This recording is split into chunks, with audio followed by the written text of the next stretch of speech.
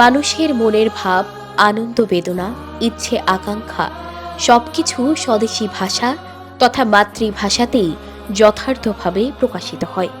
কবি রামনিধি গুপ্ত বলেছেন, নানান দেশে নানান ভাষা, বিনে স্বদেশী ভাষা পুড়ে কি আশা। 21শে ফেব্রুয়ারি, অমর 21শে ফেব্রুয়ারি, বিশ্বজুড়ে মানুষের নিজ নিজ মাতৃভাষার মর্যাদা রক্ষার অঙ্গীকারের নাম। আজ এই অমর 21শে মহান শহীদ দিবস, আন্তর্জাতিক মাতৃভাষা দিবস।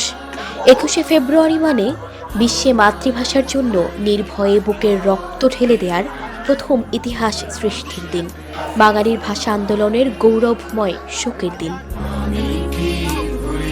মাতৃভাষা বাংলার মর্যাদা সমুন্নত রাখার জন্য ভাষা শহীদদের সর্বোচ্চ আত্মত্যাগকে স্মরণ করে জাতি আজ অমর 21শে ভাষা শহীদ দিবস এবং আন্তর্জাতিক মাতৃভাষা দিবস পালন করছে। বাংলাকে রাষ্ট্রভাষা হিসেবে স্বীকৃতি আদায়ের আন্দোলন করতে গিয়ে 1952 সালের এদিনে বুকের তাজা রক্ত ঢেলে দিয়েছিলেন দামাল ছেলেরা।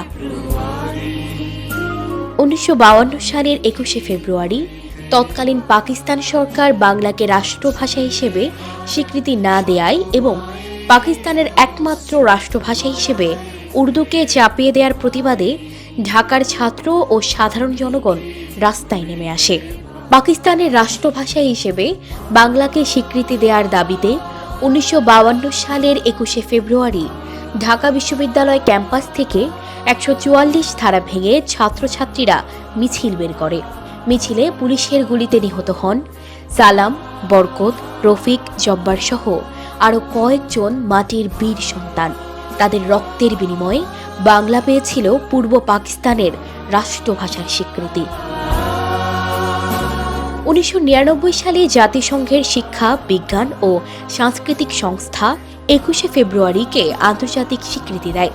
পরের বছর অর্থাৎ 2000 সাল থেকে বিশ্বের 188টি দেশে একযোগে যথাযোগ্য মর্যাদায় পালিত হয়ে আসছে আন্তর্জাতিক মাতৃভাষা দিবস।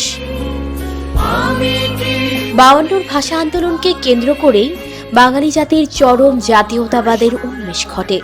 এর পথ ধরেই জাতির জনক বঙ্গবন্ধু শেখ মুজিবুর রহমানের নেতৃত্বে পৃথিবীর মানচিত্রে স্বাধীন দেশ হিসেবে জন্ম নেয় লাল সবুজের বাংলাদেশ।